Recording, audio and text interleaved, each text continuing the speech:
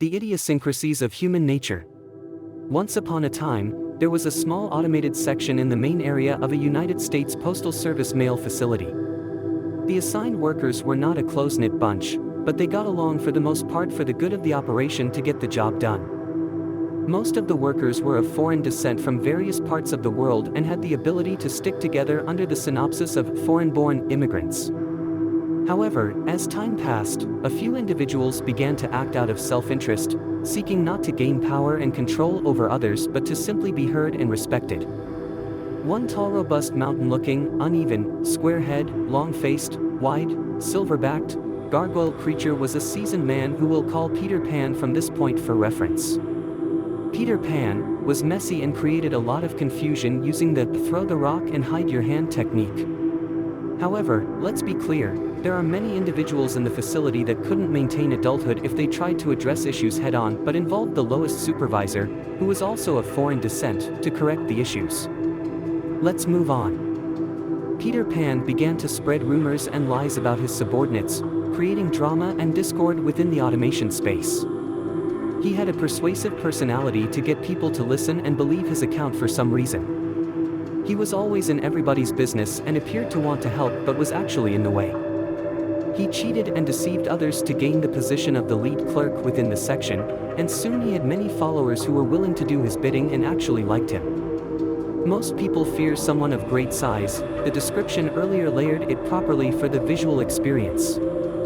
He peered at women in the section over the pie carts while they worked and visualized in his head sexual escapades.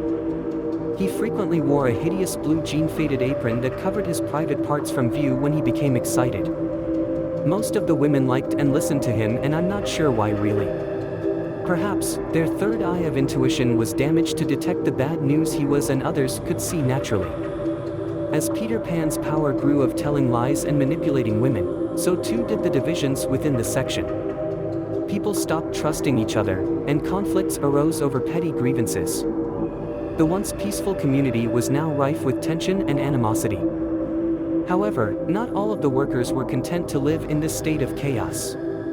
A group of wise brothers and sisters came together to try and find a solution to the problem. They knew Peter Pan was the problem and set out to eliminate him on paper through grievances and complaints.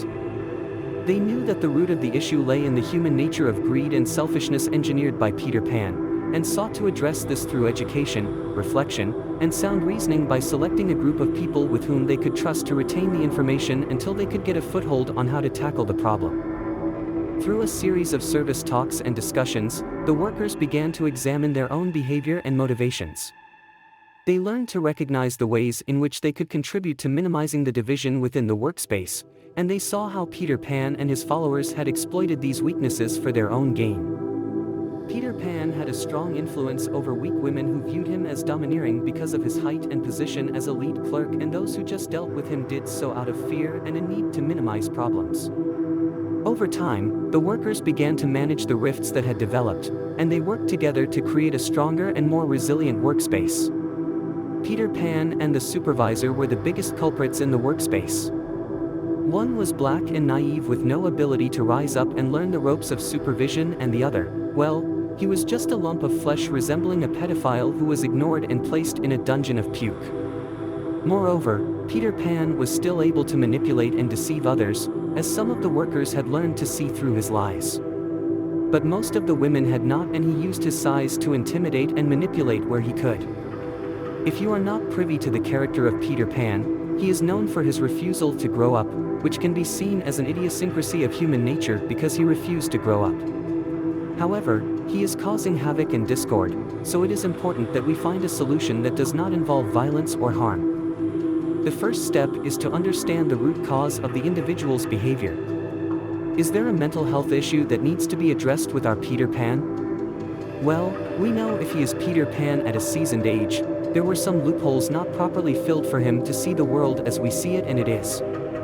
He's still roaming around like a toddler finding his way in the workplace. Are there underlying social or economic factors that are contributing to his behavior? Yes, his wife is tired of him and lost attraction, and his offspring have no respect for him, so he prances around in the workspace reveling in the lead clerk position, pretending to be someone he wants to be at home and can't. Although all of this is speculation, his actions are pertinent to discern. There are some underlying issues he cannot tackle and therefore waits until he gets to work to pretend he is somebody. In some cases, mediation or conflict resolution techniques may be helpful in resolving disputes and reducing tensions with him, but the female supervision and managers idolize his every word, and I can't understand for the life of me why this is so.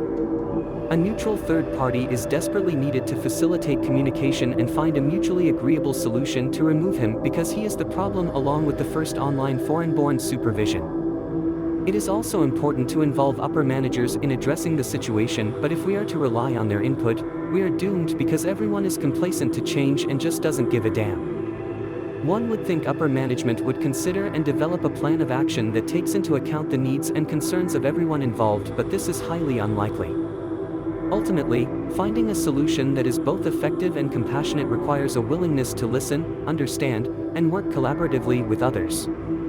By focusing on the underlying issues and working together, it may be possible to eliminate confusion and discord without resorting to violence or harm to Peter Pan. Peter Pan is the problem.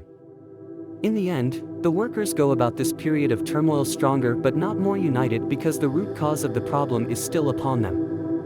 However, the idiosyncrasies of human nature have been exposed but not addressed, and the workers are learning to overcome the issues by staying in their lane, going about their business, hiding in their cars, and meeting at the time clock to go home. What other recourse do they have?